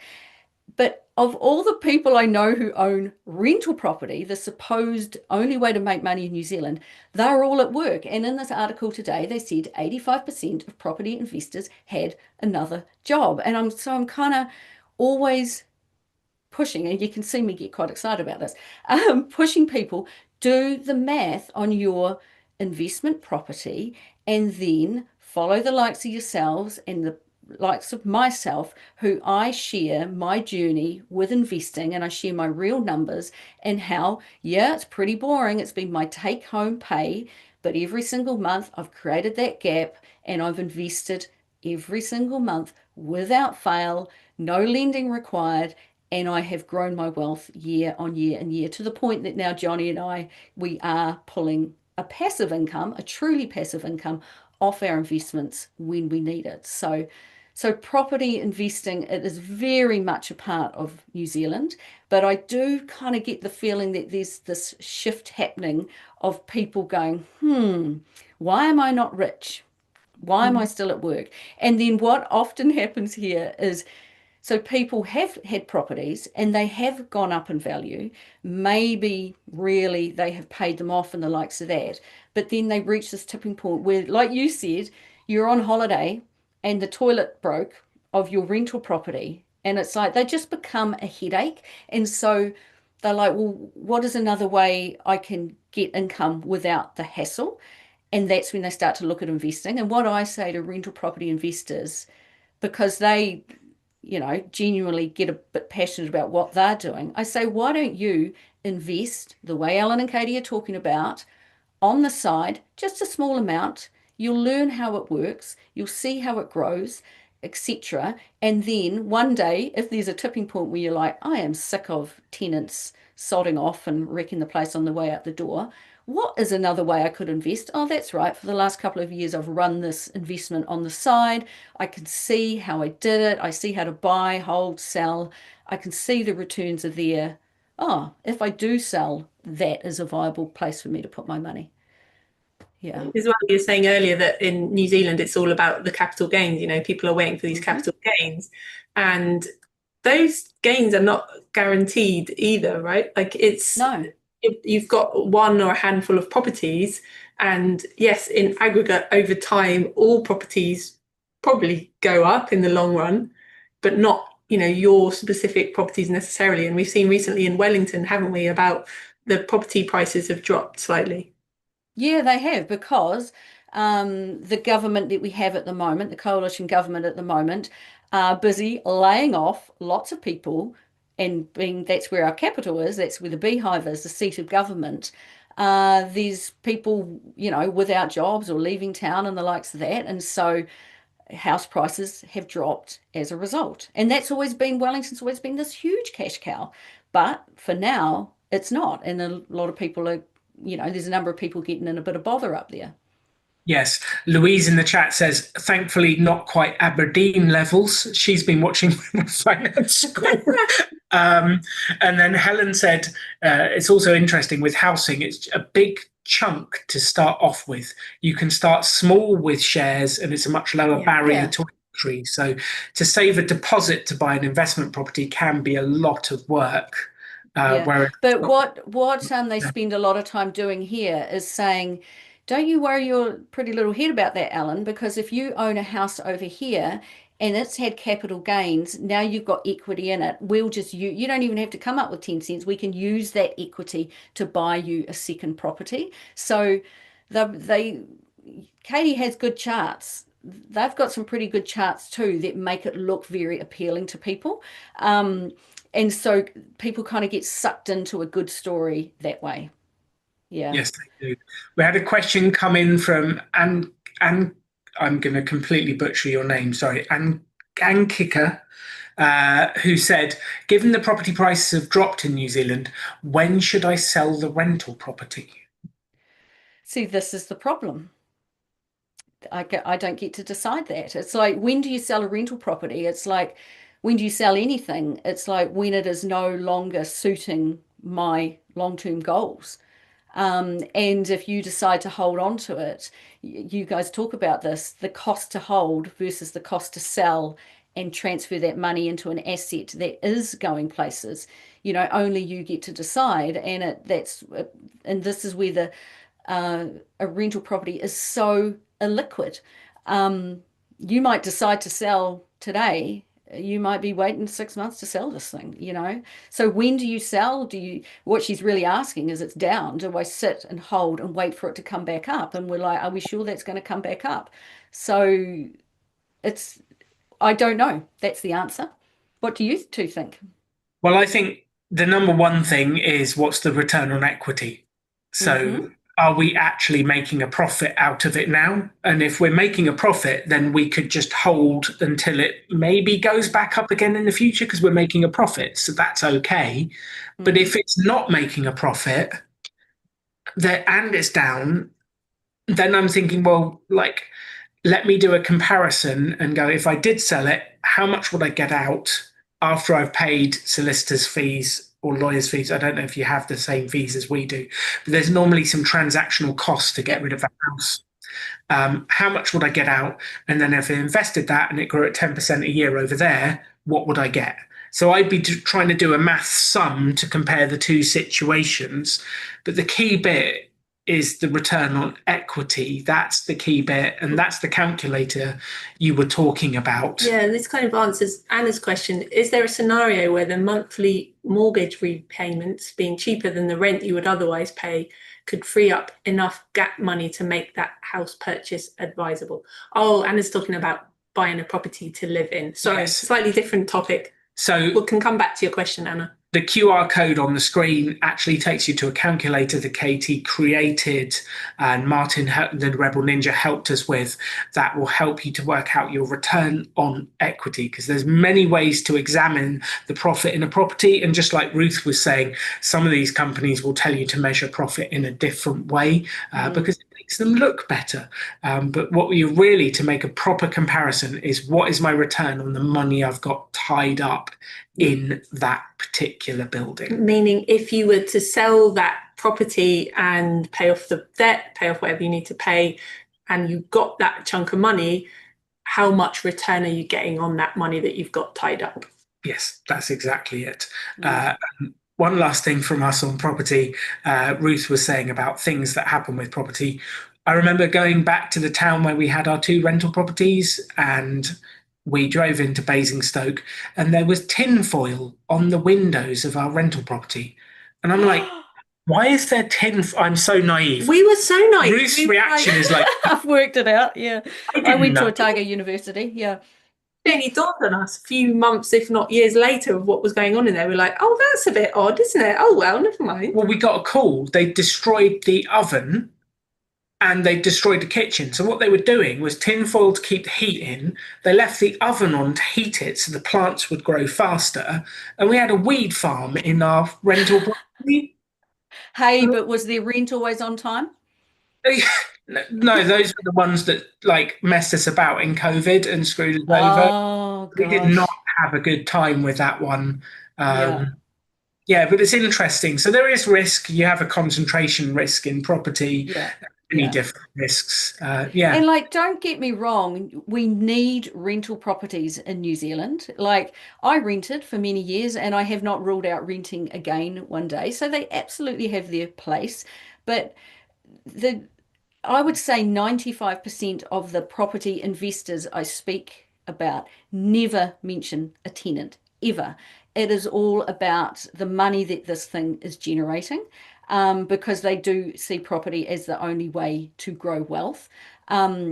So that's the problem in New Zealand, that property is the only way to make money. And you guys are clearly showing that there are other ways to grow your wealth in a far easier way, if you ask me, because it just doesn't have all of those moving parts of buying the right house on the right street in the right town and having all of those outgoings be as low as possible. And oh yeah, all of you guys know it, all the rental property stories you hear over time, the bad ones outweigh the good ones.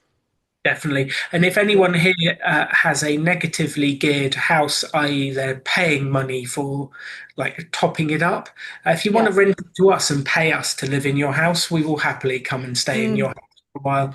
It seems like a great deal for the renters if you're paying for them to be there. So let's pull it back to the. Should we start to close? Yes. More questions? I did love Susie's comment on YouTube that says, Ruth is a national treasure. She is. That woman a medal. Give her a round of applause. Oh, thank you. Oh, you'll make me teary. I think we'd love to give a round of applause as well to Louise, who helped us to do all the research and everything for today's session. Thank you, Louise. This has been a real amazing. Yeah, it's been an absolute team effort and we've absolutely loved it. So the little summary of what we're doing is the pillars of this finance stuff in New Zealand that Ruth helped us put together. So the pillars are your superannuation, that's kind of like your guaranteed foundation. Then you can work out the target you need invested above that. You've got your KiwiSaver, which you can get the matched money from your employer and build there. And then you've got outside KiwiSaver as well. And those are kind of your 3 pillars to set yourself up financially for the future. And we did want to say, Ruth, thank you for being cool. Absolutely have loved you here. We love the photos that you sent us to use on our slides, and we've used them all here. You are absolutely amazing, Ruth, and we have loved it. Where can people find more about you? Where do you hang out online? Well, they can find me in my studio in my garden in Alexandra. Come visit me. Lots of people stop in and have a coffee. And I do say to people, if you're passing through Alex, look me up. And they're like, really? And a lot of people do. So you can find me here. Maybe phone first. But otherwise, I've got my website, thehappysaver.com. And so I have my blog where every fortnight, I write a blog post about what I'm interested in that week and what I'm about. And that's why I continue to share my numbers so that I'm not just a kind of talking about theory, but I'm actually putting things into real life. And then I have a podcast where I've got 100 and something episodes out now. And I just talk to everyday normal Kiwis. Literally, you're walking past them on the street, they are next door. And I just share their stories with money because as a rule, we don't have somebody to talk to. So this is my way of lifting the hood on what other New Zealanders are doing with their money. So that's where you can find me, thehappysaver.com, and the podcast anywhere is The Happy Saver. Thank you for all the work that you do, Ruth, both on your blog and the podcast, and also the time that you volunteer to come and do this session as well. Yes. You're very welcome. And can I just say, on behalf of all New Zealanders, thank you guys, for all the mahi, all the effort and the work that you put into creating what you have over the last number of years. Absolutely transforming people's lives. It's amazing. So don't stop. Or if you do, leave it up on YouTube forever so we can keep referring back to it. It's our pleasure. I think you can see how passionate we are and how much I love the opportunity to go into the small print. That's my happy place. Yeah, and maybe we'll make it back for Great Pie Tour #2 at some stage. Absolutely, because I was a little disappointed with you two sharing pies down the middle. You've got to eat the whole pie. Yeah, you got to have a whole pie each. You've got to come back and try a bit harder. I know you tried many, but you've got to up your pie intake. I was trying not to get too fat on the tour of New Zealand. I ate a lot of food already.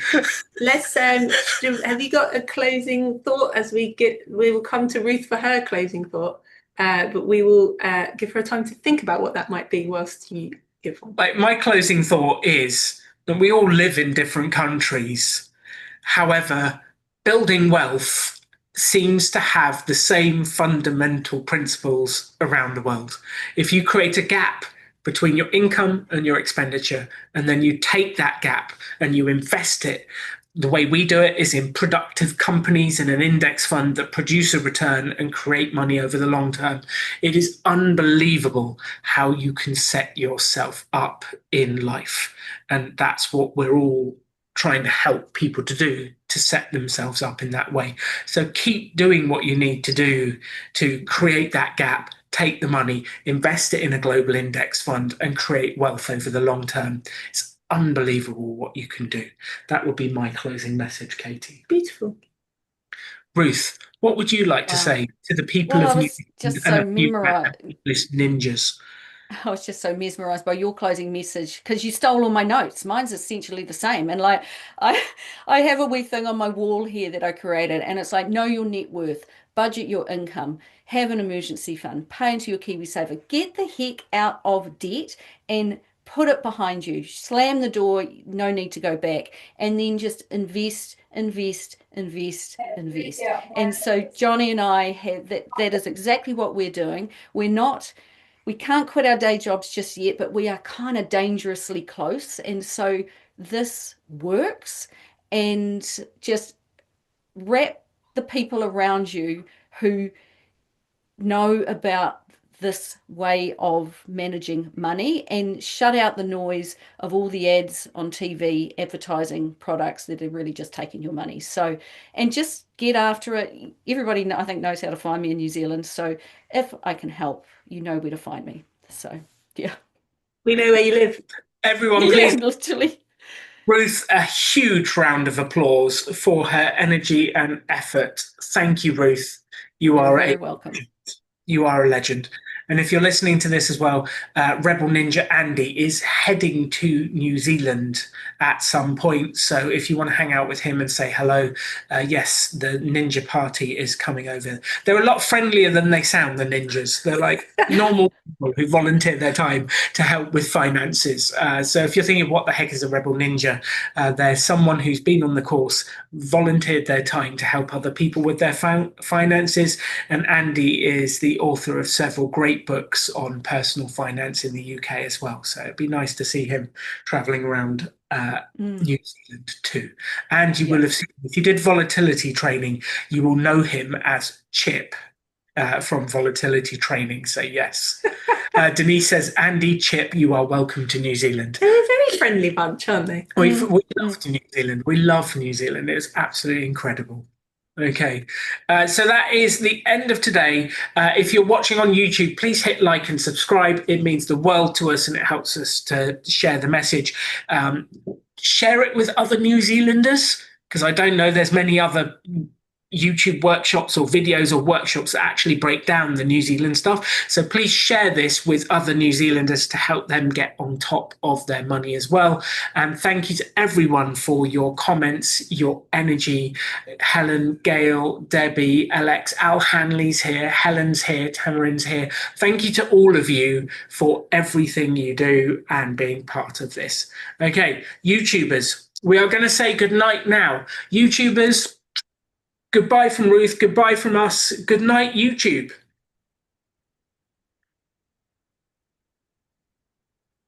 I have ended the YouTube live stream. I think you're now safe to swear.